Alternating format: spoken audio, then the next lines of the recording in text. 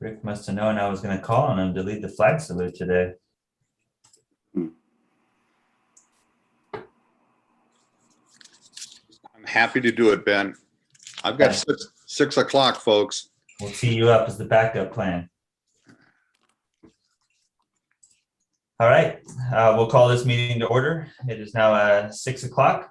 And for the audience tonight, I'm Ben Armel, the chair, and will serve as the presiding officer for tonight's meeting. Before we move forward, I'd like to announce that in response to the executive orders issued by Governor Newsom, the city is conducting a teleconference public meeting utilizing Zoom video communications. This allows the city to continue to conduct essential business and comply with public health administration recommendations to protect the public and city employees, practice social distancing, and limit exposure by not allowing in-person public meetings. So to ensure that the public will be able to participate, public comments can be submitted as live comments during the Zoom meeting and via email at publiccomments@thecityofglendora.org. And Madam City Clerk, would you please conduct a roll call? Thank you, Chair. At this time, I would like to conduct an oral roll call vote, and I request that each commissioner respond with a present when their name is called. Fields? Present. Hanson? Absent. Shaw? Present. Nakono? Present. And Armel. Present. Thank you. All right, Commissioner Fields, would you please lead us in the Pledge of Allegiance? It would be my pleasure. Please place your hand over your heart. I pledge allegiance to the flag of the United States of America and to the republic for which it stands, one nation, under God. Indivisible, liberty, and justice for all. Thank you. All right, thank you. All right, does anyone wish to reorder or add to the agenda? All right, hearing none. I'll now open the public comment period. So invite any members of the public to address the commission on the items listed in the agenda.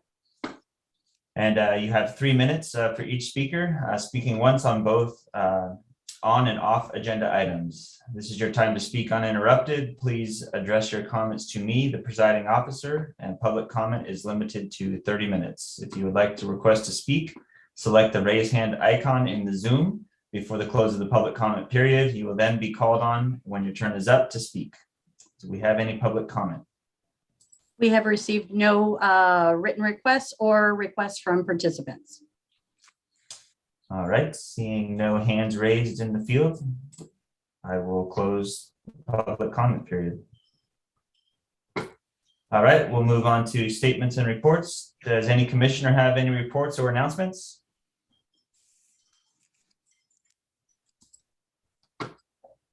All right, hearing none, we'll move to director and attorney statements. Does the Public Works Director Sweet have any reports or announcements?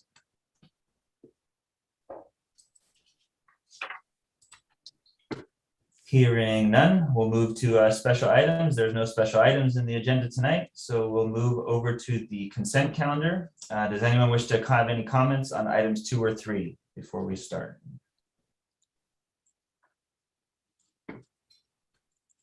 All right, hearing none, we'll turn it over to City Clerk.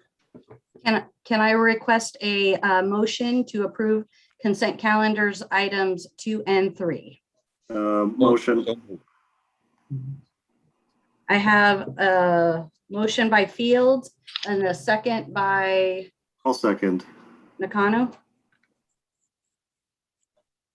And I'll conduct a roll call vote. Fields, Yes.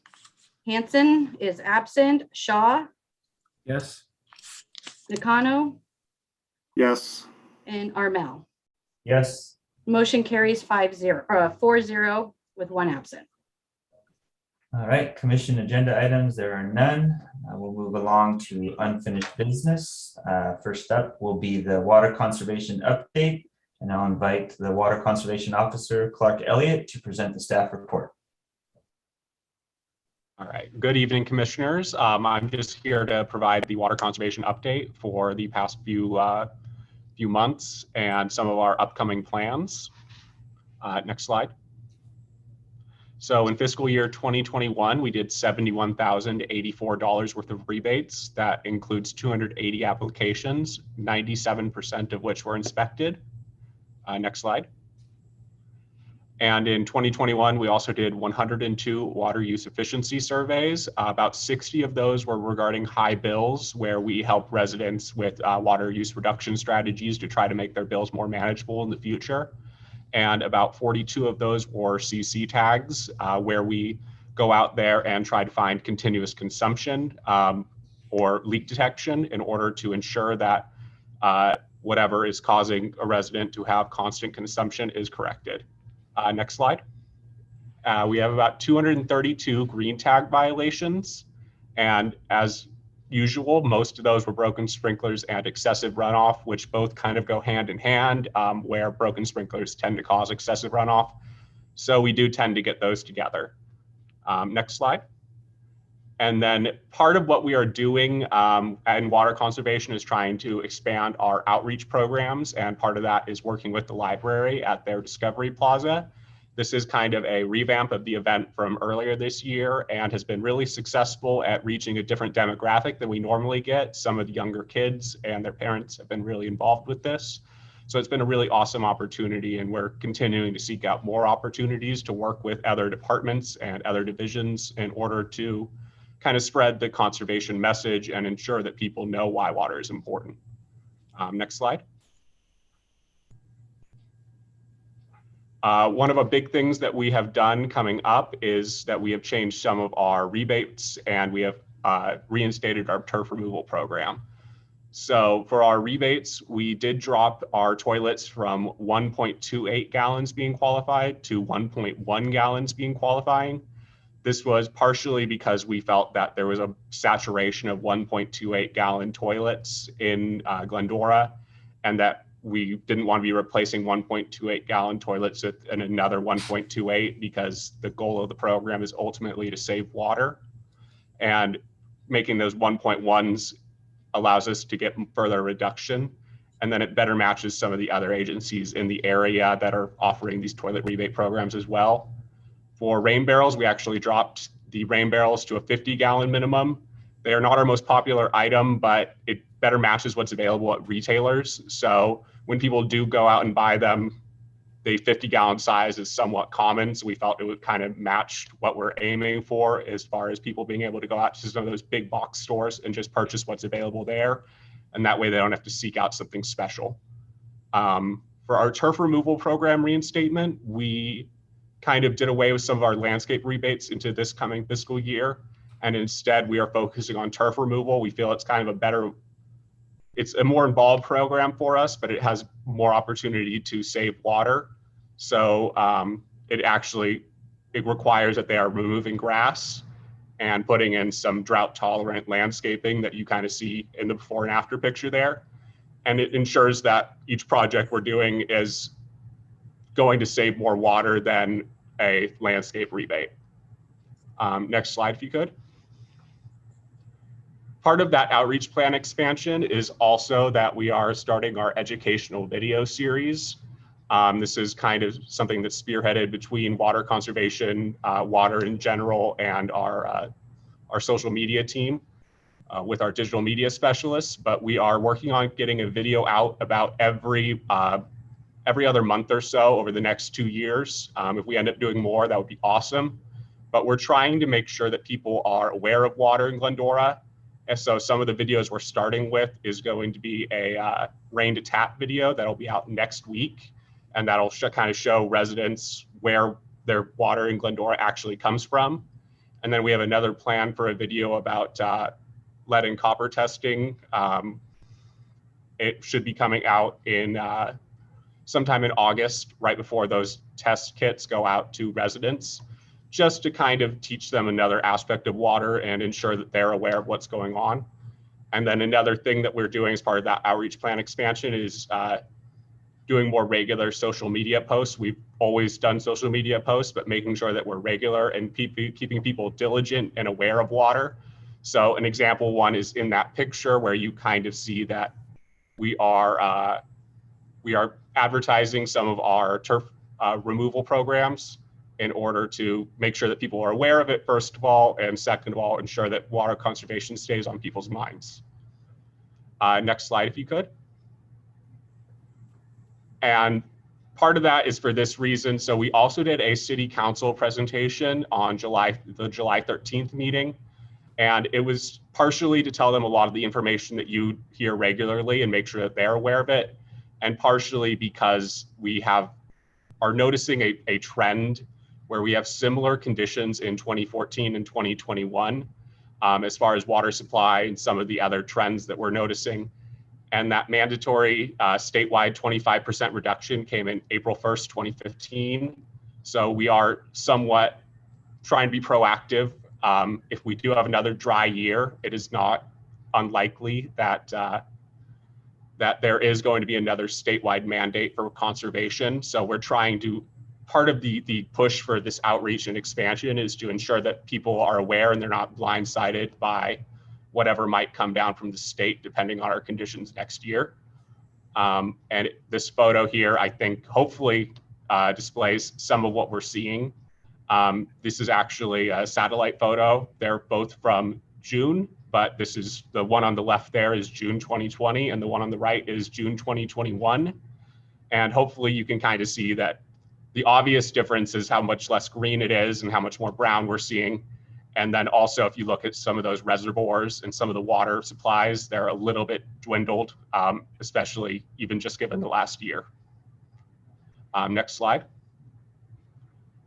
So, and this is another driver of why we are doing this outreach plan expansion and why we started it back in January, is that comparing our conservation figures from 2020 to 2021, we're actually up 8.22%. This was a noticeably dry year. We had a difference of 1.49 inches from last year, which was already a dry year. And we're about at 7.9 inches thus far in 2021 for our water year. We don't predict to have a whole bunch more, although I can't predict the future, but that does leave us at one of our driest years on record. Next slide. Better news is that from 2013 to 2021, we are at 15.75% for our reduction. That is, it's significantly better, and it's more in line with what we would like to be at. Ideally, we'd like it to be as high as possible, but that is the number that initially the state did compare us to. The year is 2013 was where those regulations were compared to when they went into place in 2015.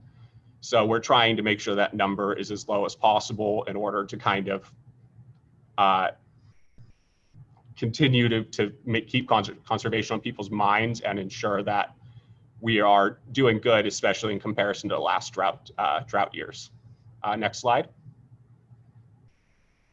And then this is 2005 to 2021 comparison, where we're down 8.2%.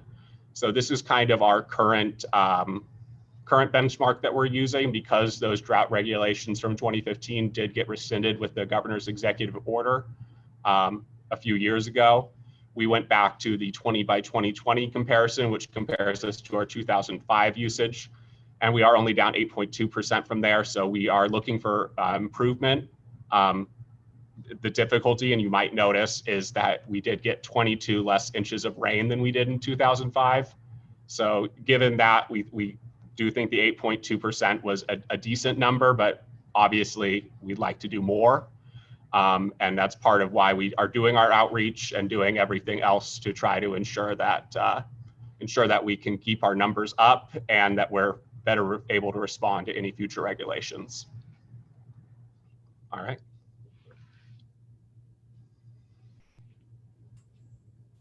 Thank you, Clark. That was a great presentation. It was pretty telling. That side-by-side picture was quite impressive to look at, and concerning at the same time. So thank you, and we'll open it up now to the commission for any other questions or any discussion. regarding the water conservation update. Mr. Chair, I had a question. You had mentioned that you were making some videos. What sort of platform or how will those be distributed or cast to the world? Sure. My understanding is that those will be posted out to YouTube and some of the other cities' social media accounts. I'm not involved in that part of it, but it should be going out to everything available to the city to kind of ensure that people are aware. And I can add to that, Clark, Commissioner Nakano. So yes, I believe the first video is actually already out as of today. And we do plan on promoting that on the various social media, obviously our website, the city's website, as well as the local channels as well. So there are many platforms in which that will be presented on. Okay, great. I'll definitely be looking for it. Right. Commissioner Fields or Shaw, do you have any questions or comments? Yeah, I had one question if the group is okay with it. Good presentation, Clark. Nice job. The governor recently put out a 15% voluntary water use reduction.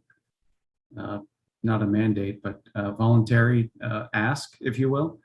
Do we have any plans to advertise or any kind of outreach or communication to push that forward other than what the governor put out? Just curious what we're thinking. Right. So that is kind of involved in some of the other outreach that we've been doing. As far as specifically pushing that out, we have not yet because we do tend to try to ask people to voluntarily reduce consistently and on a consistent basis. We can make people aware of that and more aware of it. But at this time, part of our outreach program was try to get people to do that voluntary reduction through our outreach, not through directly telling them that the governor said you had to, because it starts to feel like a mandate at that point. Gotcha. Thank you. All right. Thanks, Commissioner Shaw. Commissioner Fields, last call before we request a motion.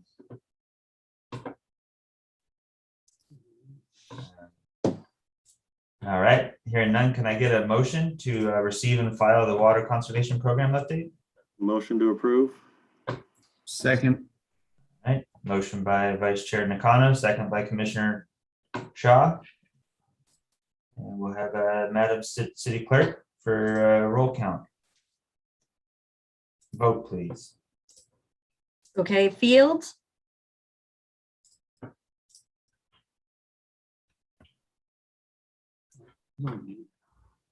Did we lose him? John, no, he's there. John, I'm to unmute you. That's a yes. Sorry about that. That's okay, thank you. Hanson is absent. Shaw, Yes. Nakano, Yes. and Armel. Yes. Motion carries 4-0 with 1 absent. Thank you. We'll move on to agenda item number 5 for new business. It's a presentation of updated engineering division CIP program. And I will invite Principal Civil Engineer Malia Ansari to present the staff report.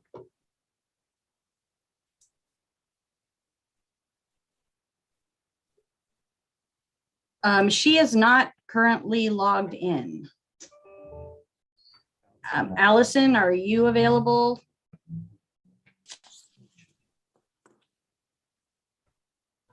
Chisholm, would you like to take it or would you like me to take it? Hope you're on mute too.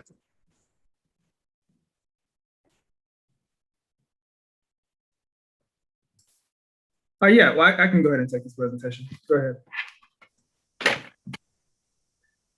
So yes, Commission members, this is the Capri Improvement Update Report. Just a brief overview of our status, our active projects. We currently have 7 active projects currently in design or construction.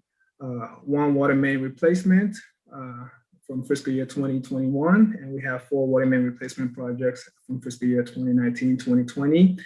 And then we also have a couple of pumps, booster stations related to projects from fiscal year 2018 to 2019. Next slide, please. And this really just illustrates a general location of where our projects are located with regards to within the city limits. As you can see, they are citywide, spread out through various locations. Next slide, please. So our first project is the Dawson, Pennsylvania, Washington water main replacement. This project is approximately $500,000. The contractor is MCC Equipment Rental, Inc. This project was recently completed. Final construction cost was just above $483,000.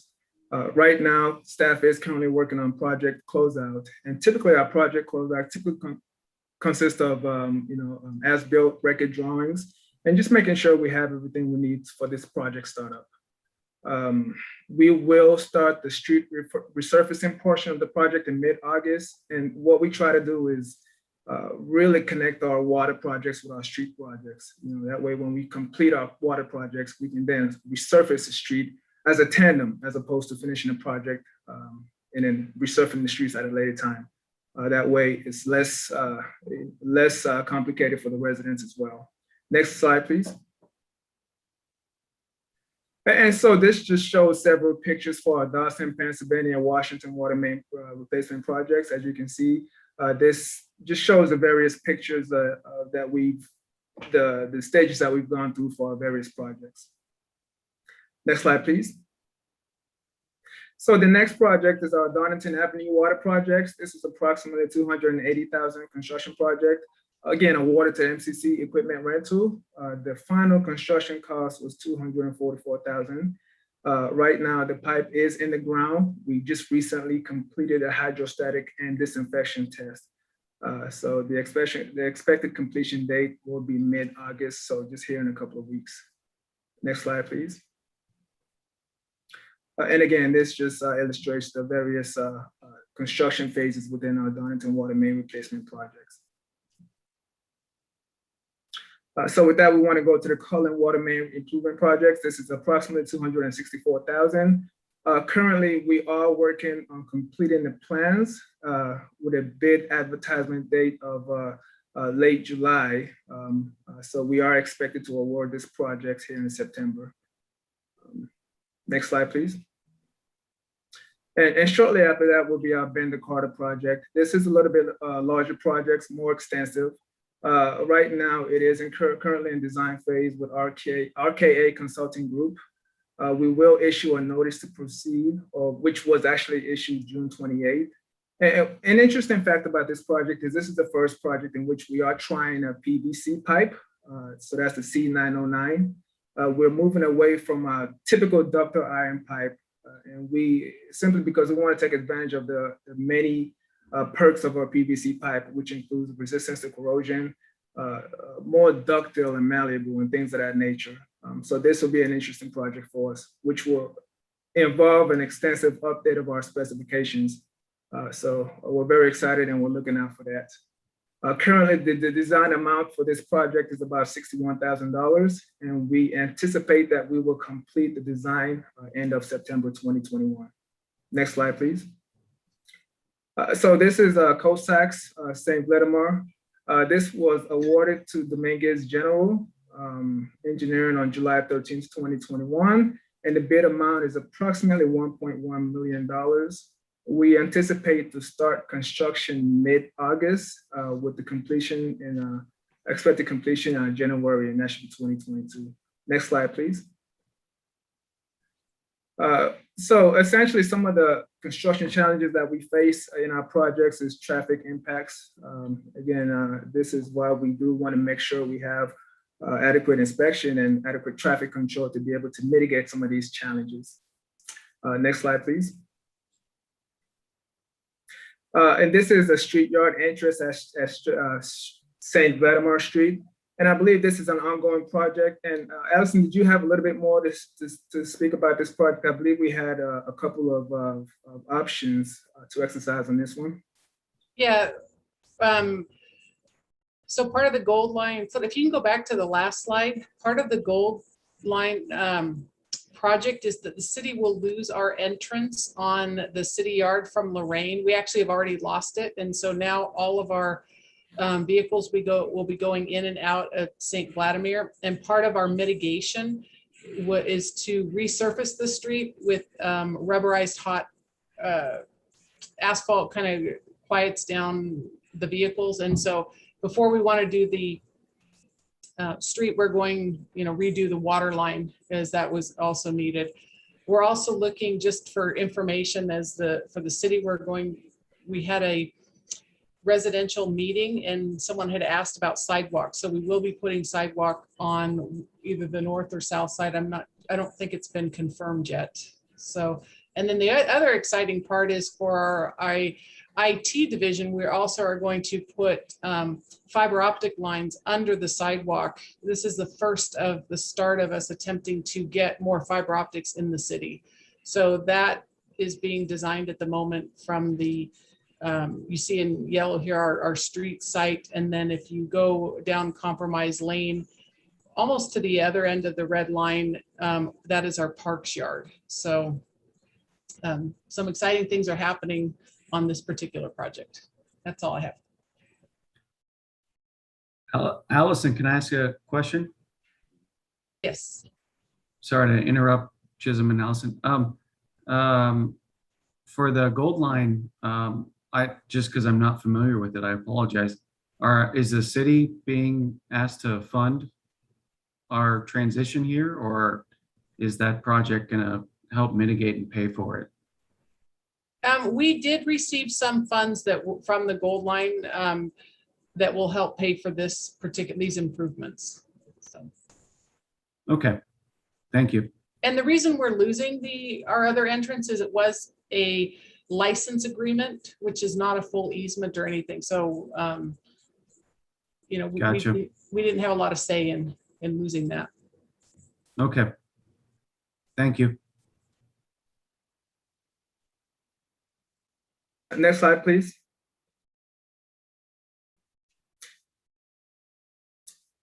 That concludes my presentation, and the recommendation is to receive and file the Engineering Division's CIP program updates. Any other questions? Thank you, Chisholm. We'll open it up. Does anybody on the commission have any other questions or comments? How about we'll start with Commissioner Fields? No, I'm good. All right. Commissioner Shaw, any other questions? I'm good, thank you. Vice Chair Nakano? Yeah, I just had a question, just a point of clarity of why we went away from the iron to the PVC. Could you just restate those reasons? Yeah, no, absolutely, Commissioner Nakano. So a couple reasons. Number one, this is a pilot project in which we want to try. And really, PVC, number one, it can be a little less expensive depending on just the cost of transport. It is easier to transport. The workability of it is easier for our contractors to manipulate in the field. And more importantly, we certainly want to take advantage of the corrosion resistance of it. It is less susceptible to corrosion. However, with that being said, it does require extensive attention to the specifications of it, meaning the trenching that we utilize to install the pipe. So those are the primary reasons in which we want to try it as a pilot project. Okay, thank you. May I add one thing to that PVC? We're also going to be doing a trial on C909, which is different than C900, different process of manufacturing. C900, the fibers of plastic tend to run horizontally, so a lot of splitting and fracturing, long fractures, whereas C909 is manufacturing actually is a stretching process which gets the fibers to cross. So it's a lot more rigid and a lot more robust. They came out, gave us a demo, brought us some pieces of pipe and explained to us some of the processes. So it's not just a new install with PVC, it's also going to be with the newer type of PVC also being installed. Thank you, Dale, for that clarity. That was going to be my question, if we've done any evaluation on the expectation of when the C900 breaks and how we plan to deal with the big splits, because we've found in our system that when the PVC or C900 goes, it's quite a larger mess than if our ductile iron pipe was popping holes. So appreciate your clarity on that. Yeah, we had them out. They brought out the newer type of pipe. It helps address some of those concerns, as well as some of the ones that I've had a previous employer with doing some tapping on them, having some of them basically explode. But they've shown us in some of the testing they've done and in the specs of how it kind of helps with mitigating most of that out of the C900. Mr. Chairman, a quick question. Go for it. Dale, do they have the same lifetime? These two different pipes, the cast iron or the iron as opposed to the PVC? I would say yes. Some of the early on, the C900 did have some issues with it. But again, if it doesn't corrode the way that iron does, it's a positive. PVC in itself, and you might even know this yourself, working with general PVC sprinkler lines and that such, has a tendency to become brittle over time. Also, as I described, the way that the material is fabricated lends itself to some of the failures that we had, Ben and I have had some concerns with. The readdressing the way that they build and design the C909 is part of the mitigation of that. So they have been addressing some of the issues. The cost savings is, again, material wise is significant. Most of it is going to be inspection and making sure that the installation process goes very well, in particular with the C909 or C900 pipe. But it should last as long. Again, this is only a test pilot section for us to do it. I myself have been very reluctant to install it, but after careful consideration and having the vendors come out, having some demos done, some samples brought in, having them answer a bunch of questions for us, we agreed to go ahead and do a kind of a test on the C900. Again, it's not a short term, this is long term. So we'll get it in and we'll let it sit for a few years. We'll also do a pretty good follow-up on its installation, see what the issues are, see what any problems may arise during the installation, because that's also kind of a caveat with the pipe, and list some positive advantages of PVC as well as we move on in the future. Thank you, Dale. Thanks very much. No Yeah, worries. Commissioner Fields, if I may just add to that, we also have about 8 to 10 municipalities here in Southern California who are using C909. And so we will make it a point to get in contact with them and just really vet their experience with this particular type of pipe. You know, what are some of the challenges that they are facing and what are some of the positives, you know, and really see how it compares and include that in our evaluation as we move forward with this. So I appreciate it, Chisholm. I've not to spend too much time on this because we got to move on, but I've heard one of the issues is where within the system where the PVC needs to go into the old iron connection somewhere, you know, unless you begin to transfer your whole system over, it's where those two interface that you start to have a problem. But that's enough for tonight. I didn't want to use up the whole meeting.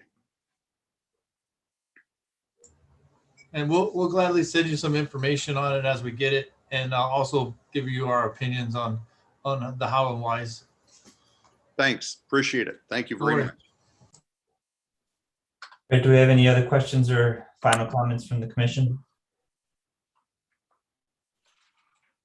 All right, hearing none, can I have a motion? So moved. And a Second. All right, we have a motion and a second. Madam City Clerk, please do I a have a vote. motion. I have a motion by Fields, a second by Shaw. I'll conduct a roll call vote. Fields, Yes. Shaw, Yes. Nakano, Yes. Armel, Yes. motion carries 4-0 with one absent. All right. We'll move on to agenda item number 6, which is our Glendora water supply outlook. And we'll have Water Manager Dale Work to present the staff report to us. Dale? Thank you, commissioners. As always, it's a pleasure to bring you this report. However, this one has probably been one of the ones I really think is good information for you to see. As you can tell, some of mine is written, a lot of it is pictures. The old adage of pictures says 1,000 words will probably be more poignant today than ever. So let's get started. Next slide, please. Basically, our rainy season goes from October through April 2020 to 2021. So far this season, Glendora has received only 7.36 inches as of June 30th. Our seasonal average is 24 inches. With only 4 of the hottest months left, we don't anticipate any more rainfall this season. So you can see how far off our average we are. Very, very dry year.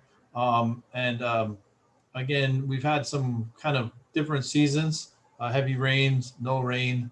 Again, we're hoping that we don't go into another year like this. It'll be exceptionally dry, and then we'll have to deal with some more of the tighter restrictions. As of June 1st, 2021, the northern snowpack is at 0% of normal. Snowpack peaked at April at 72% of normal. The Upper Colorado River Basin snowpack is also at 0% of normal. Snowpack peaked at 88% in April. So you can see that the weather traveling across California into the Midwest produced about the same results.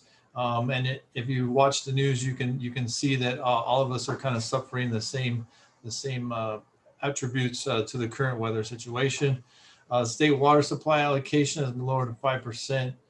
That affects our ability and rate to pump from the basin, as well as additional costs in replenishment water if needed. Next slide, please. Upper District made no deliveries in the months of June to July 2021.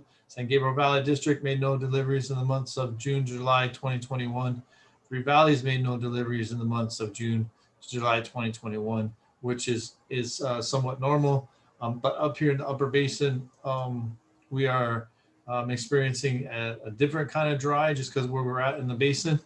There are other utilities within the area actually looking to bring in imported water at this time. We can talk more about that in a little bit. Next slide.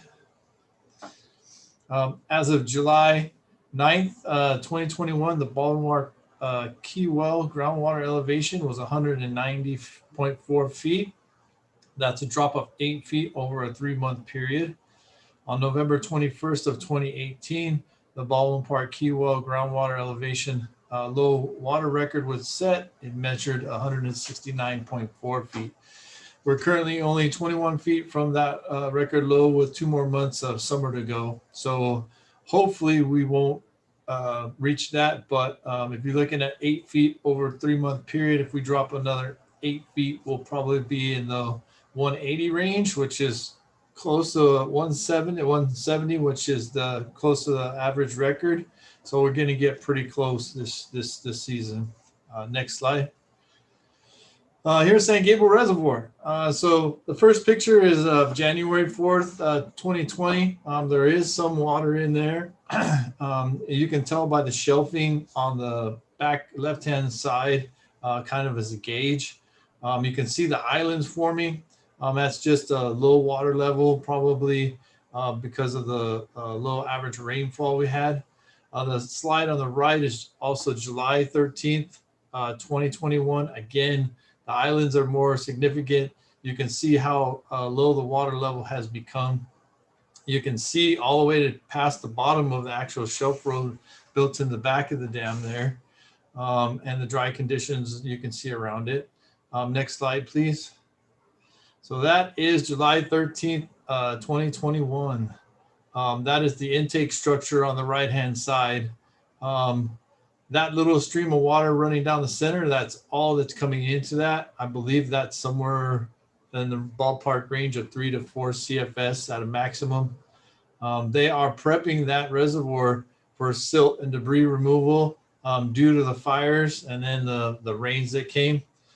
So that's why that reservoir is that low. Also attributed to that is the lack of inflow into that reservoir.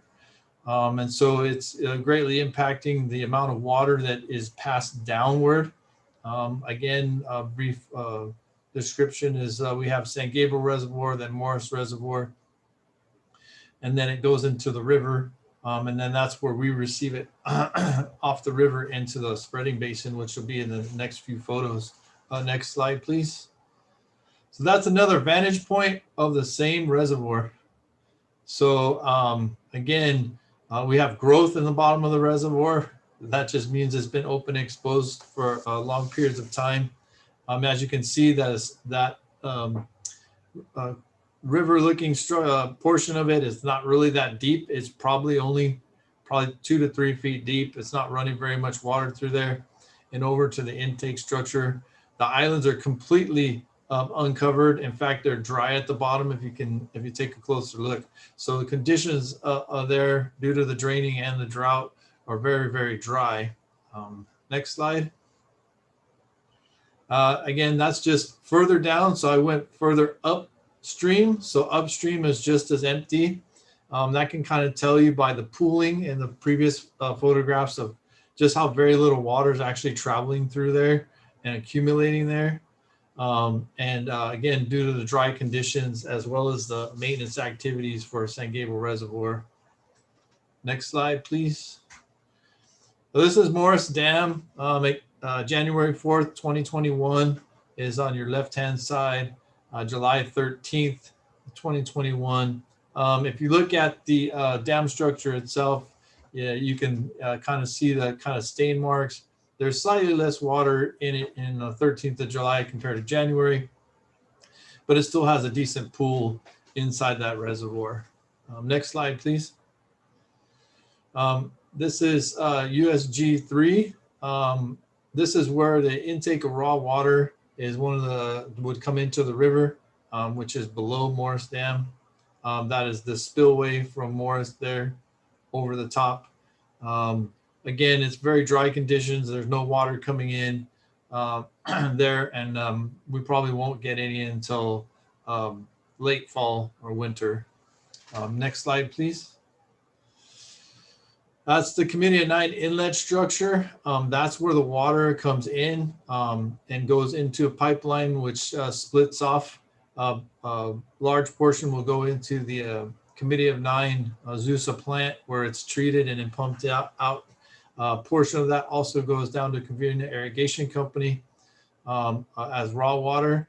And a portion of that also splits off and goes down a channel into a county channel, which feeds the 2 open pits that the north one, which is considered the Azusa pit, where Azusa is drawing most of its water, and the southern pit, which Glendora draws most of its water from. Next slide, please. This is the same inlet structure in May. The water has receded quite a little bit, and the conditions are a little bit drier, but we're still taking in some intake water there. Next slide, please. That is it. It's again drier. That stream in there, you can see the bottom, so it's not very deep. We're not being able to take much water off the river just due to the conditions of the river itself. They're taking approximately right now, probably about, I'd say 5 to 6 CFS at most. Or again, a couple of them are also actually looking for other ways to get import water in. Next slide, please. So this is a Committee of 9 channel downstream of the inlet structure. If you look through the left-hand slide, if you look all the way to the top, there's another bridge. That's where the water splits. It heads south, goes into the treatment plant, Committee of 9 Azusa treatment plant, where it's treated and then they pump it out. And then the remainder that they are not intaking will come down this inlet structure into the county inlet, which goes to our pits. On the left is January 4th, 2021, and on the right is July 13th, 2021. There's quite a reduction in that. And the one it's deep enough and cool enough, the ducks are there on the bottom right-hand side, and on the right-hand slide, it's very shallow and warm. Probably about 1 to 3 CFS flowing through there on the right-hand side, which is about where we're at today, versus 5 to 6 on the left-hand side. Next slide, please. Canyon Basin North Pit at the overflow. The depicted picture on the left-hand side is October of 2019. What you're seeing, that structure there out in front, looks like a grate. It actually is. Majority of the water goes into that pit. Once that pit reaches its top peak, which is that grate, it'll overflow into there and go underneath via pipeline into the south pit. On May 14th, 2021, that's what it looked like. We had a drop of about maybe 3 or 4 feet to below that intake line. And again, if it's not overflowing, the only way for water to actually get into our pits is to be actually diverted by county. And we've been in discussions and working with them a little bit more to see what we can do about that if there's any water available. Next slide, please. That is July 13th, 2021. That water level is probably 20 feet ahead of that structure. So it's 20 feet out to the edge of the water, and you're probably 10 feet below that structure in the north pit. So there's significant loss there as well. There's currently no water overflowing or coming from that north pit into the south pit directly. Next slide, please. So there's your county inlet structure. January, we did have some water coming down, January 4th, 2021. You can see that. That is on the western side of that complex. That water comes down that diversion. When they can, they will divert some water into the south pit. County maintains that flow. That flow will go into that receiver, and then again go underground via pipeline into the south pit, which directly affects Glendora's pumping. May 14th, 2021, there was no water there, but you can see the buildup, the algae, some of the sand and silt left behind. It still looks damp, so they were still getting some delivery across that during May. Next slide, please. Here's our county child pit, July 13th, 2021. Me and Chisholm have reached out and made some contacts with LA County, figured out how they operate that dam and some reasons why. They've helped us by being able to divert some of that water on a more frequent basis to us. They have some concerns about the inlet structure. Again, it's an unmanned area. There are debris and stuff that come down. They probably go there every other week. One of their concerns was things plugging up that receiver and having it overflow. So they've agreed that when they can, they will release water down there during the week when they do have inspections going on. So we've been getting a little bit. As you can notice on the right-hand side, it's more depictive of how much water is in there. It's a very thin layer coming in there. It's probably less than 1 CFS, if not 1 CFS on its own, which is not very much when you consider how much we're actually pumping out of there, which is closer to maybe 5 or 6. So we're not even keeping pace with what we're removing. Next slide, please. That's your South Pit Inlet. On the left-hand side is in January, where we had probably a normal for that time period water level. You'll see the water bubbling up out of there. At that time, we had water flowing through that inlet structure into the water main below and into that. So that's what we see when that's happening. On May 14th, 2021, which is a slide on the right-hand side, you can see the significant drop in level in that pit, as well as actually see an open and exposed inlet. I've been only here a few years. That's the first time I've ever seen that like that. Next slide. So here's the South Pit Inlet on July 13th. As you can see, even a more significant water receding back into the lake or to the pit. We did have a little bit of water coming out of there into the pit, which to me is good news. Any water better than no water, but we are seeing significant drops in water level in that pit. Next slide, please. That's your South Pit, January 4th, 2021 north overview. If you look off into the distance on that pit, you can see the air coming up and the disruption of the inlet, that little white patch out there on that pit. That's the inlet allowing water to come in. You can see up close where the railing and that concrete structure is. That's the overflow. Again, no water there, but obviously we must have got some rain because you can see the water up there on the roadside. So we were still getting some spotty flashiness of rain during that time period. Next slide, please. There's your North Pit overview of January 4th, same day, 2021. Again, that's the overflow into the structure. You can already see how much it has dropped and how much it has receded. Next slide, please. That's May 14th. I actually drove down there and took this picture. What you're seeing is the overflow inlet structure to the South Pit. You can notice that wiry structure, that's to hold that rock in place to prevent erosion. But I'm probably 30 to 35 feet below that. Again, normally the water is all the way up to the top of that inlet structure for the overflow. Next slide, please. That's July 13th. So again, you can see the inlet structure and how far that water has receded down. So it's way more than 30 feet. You're probably pushing maybe 50 to 75 feet now, continuing to decline in that South Pit, which affects our pumping rates and our wells, and also changes the water coming in. We do start getting air. We're at a point where we're probably going to end up shutting down one of the wells, which is well 8.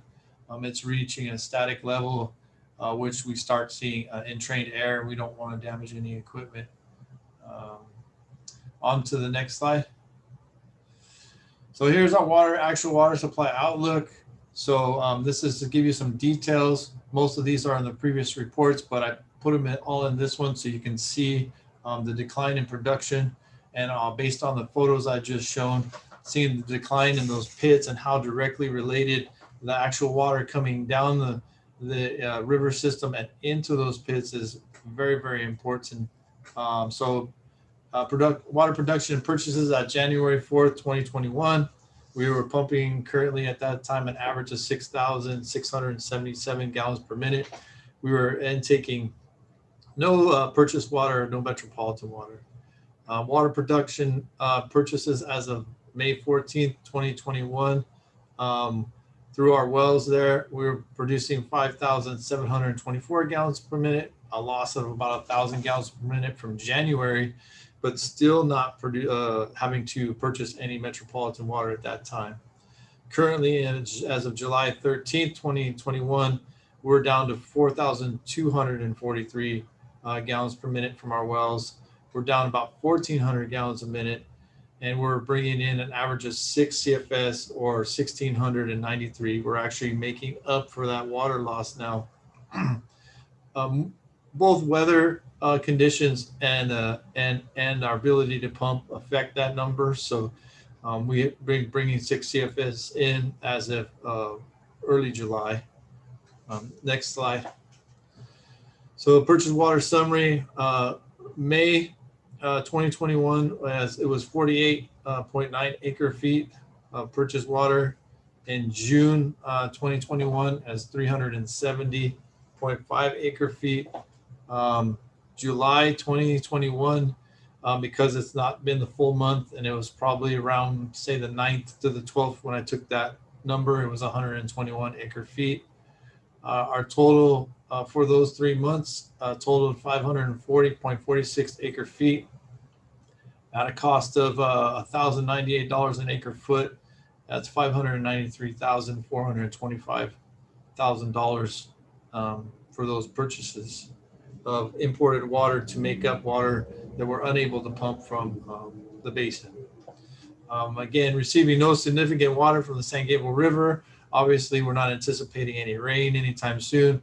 The Canyon Basin and well production continues to be on a steady decline. And again, our purchase water costs will probably go up.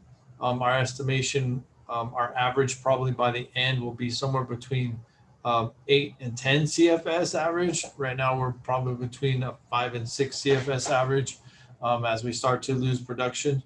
Again, it's again why we're moving forward both with conservation and getting these videos out and trying to get more people aware of what's happening in the situation to kind of reach it. We've been here before as water industry and water utility. We're making all significant changes that we have to, being as efficient as we can, using all the pump water that we can, only taking in what we need to make up and to assure that the city's water supply, both for domestic use and for fire protection, can be met. And we'll do our due diligence every day on assuring that. Next slide, please. That ends the presentation. Unless anybody has any questions I can answer for them, I'll gladly do that. Thanks, Dale. Sure, there's going to be a few questions, and Ryan, you have your hand up. We'll start with you. Yeah, thanks, Ben. Dale, good presentation as always. It feels very like a sad presentation almost in terms of water supply outlook, right? Yes, sir. But that's reality that we're living with. So 2 comments. One, I agree with kind of your last comment or statement, and I think I brought it up earlier. The messaging and conservation, I think, is critical going forward here to make sure we get the right message out there. You know, it's a little awkward, I think, for Southern California right now. There's this term mega drought that's out there, which is real, not to minimize it by any means, but Glendora and Southern California, we've all been doing our due diligence all along. And so we're in an okay shape, I'll call it. But it could get worse. So I think the messaging is going to be critical because it'll be tough for customers to understand, well, hey, I saw on the news, it's a mega drought. What are we doing? What's the difference? So just a comment, and I know you guys know that, but just putting that out there. And then 2, and maybe I'm jumping ahead here, but I think at our last meeting, Commissioner Fields and Hanson brought up a question about budgeting, how much money we might purchase from Metropolitan for this particular situation that we're in.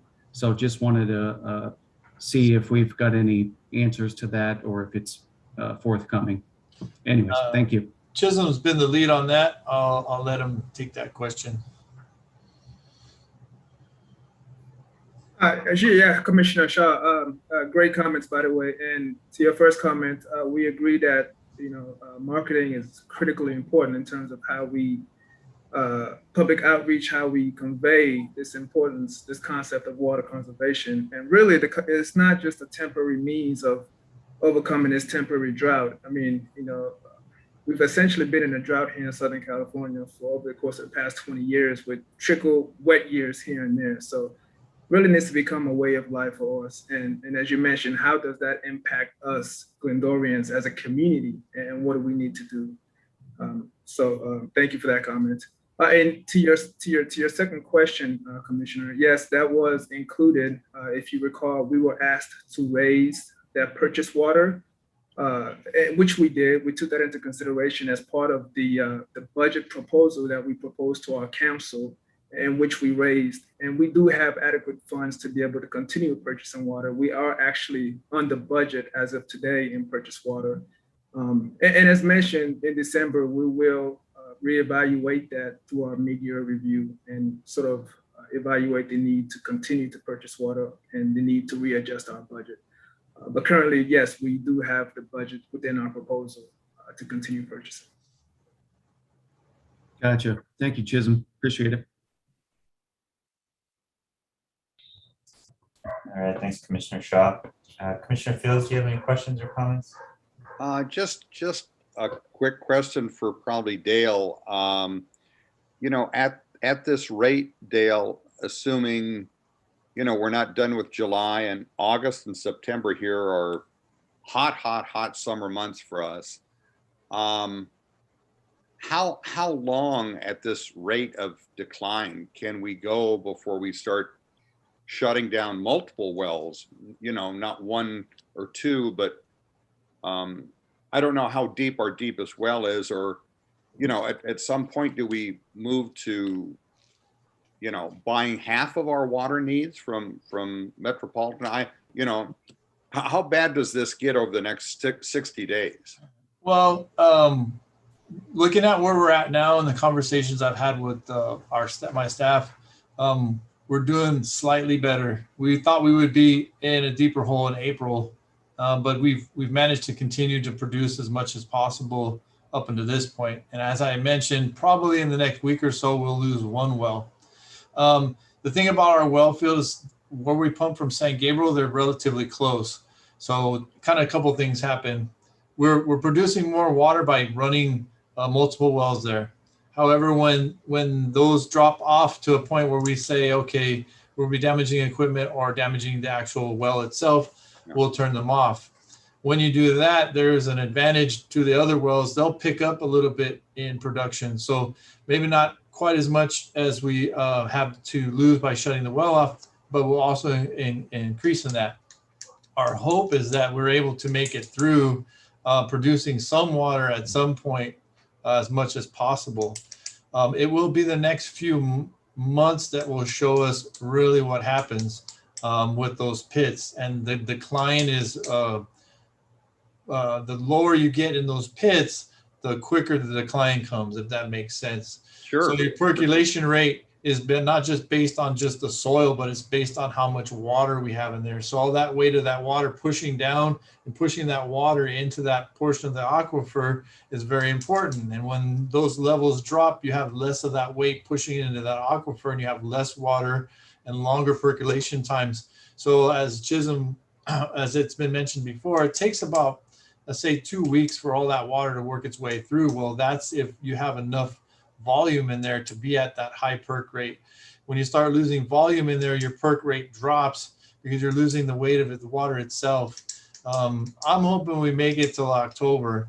I, unfortunately, in my career have been in the other foot where I don't have any supplemental water, as Azusa is. Azusa is fighting tooth and nail not to have to bring in supplemental water for water quality reasons. Again, they're looking at purchasing water between, say, now and September. The cost of that water is astronomical, but they're in a position where they don't have any other source. Other entities are also looking at trying to keep water in that basin and keeping different wells running. We are currently purchasing 6 CFS, and like I said before, at maximum. We have over, I think it was probably late June, early July at maximum. We've had the plant down for a little bit. We were purchasing 15 CFS at one time, consistent rate. We were estimating 11 to be high, but I think the weather playing into these 90-degree, 100-degree days, and people, you know, continuing to use water, it's making it more important again to get the marketing out, push the message that we need to reduce, offer them different ways in doing that. And for us as the producer portion of it, for us to be even more diligent with the water that we do produce, again, trying to maximize as much as possible our own groundwater production, which saves us money, as well as any import water that comes in. We're monitoring all our activities. So again, flushing only when we need to flush, getting to main breaks and leaks in a very timely manner to try to stop that water from going down the street. Again, looking and putting notices out when we see people draining pools or over excessive watering. Every little bit will help. But I'm hopeful that we'll be producing some water, hopefully up until September. I can't tell you how much that is. It's my first time dealing with this here. And looking back on the historical record, there has been times when, even before this new plant was built, they were on 100%. They were purchasing like 2,000, what was it, 28 to 3,000 acre feet a month. So, and that's straight Met water. Yeah, And that was that's helpful, Dale. Yeah. That's helpful. And Thank we'll, you very we'll much. do our best to keep everybody posted as it goes along. Myself, I'm really digging into it. Our plan is not just to figure out how to get water, but we also are working on looking at all the conditions, what those conditions mean, what we can see when these conditions happen. So even if it's we get a wet winter and these conditions are mild, we can start doing some extra preparation in preparing for a drier season. Because right now it's all been based on historical knowledge up here instead of spreadsheets and other documents to look at. So we're really working on developing that so that we can get a better jump on this when it comes up again, which it will. And I can't say I'm not nervous, and I don't think any of us can say that. We're hopeful that we can work our way through it and become more efficient, and everybody's got to do their part. Okay, thank you. Good enough. Thanks, Dale. No worries. All right, Commissioner Nakano, do you have any questions or comments? No, that was pretty extensive. I don't have anything to add. Hey, Ben, I got one follow-up question, if that's all right. Yeah, go ahead. Not to belabor the conversation, just out of curiosity. So worst case scenario, our fallback in my mind is Metropolitan. What is our tier 1 versus tier 2 purchase order allotment, whatever the right word is, allocation? We currently belong to as a member to Three Valleys. They do not put their members into tier 2 unless they go over as a group. In the last 20 years, give or take a year, I'm not being exact, they haven't gone over. We're been in constant contact with them. We're looking at not just that, but peaking charges and everything else. So as we're coming into this kind of new realm, at least for me, or at least to start purchasing water again, we're trying to be really diligent and working with them and figuring out where we have to be, as well as looking at the other members, because we're not the only ones at this point taking in Met. So we want to make sure that even if we come right below that line, we're right below that line, and we'll keep, like I said, our idea is to be most efficient with our well production and get that in there, because every gallon that goes in from that, we don't have to buy a gallon from them, and that helps as a total group. But yeah, that's the way it goes. I don't have the number, but I'll get that information for you. No, that's fine. And it's great to hear that it's a group effort there. That makes perfect sense. I appreciate it. No problem. Any other final comments or questions?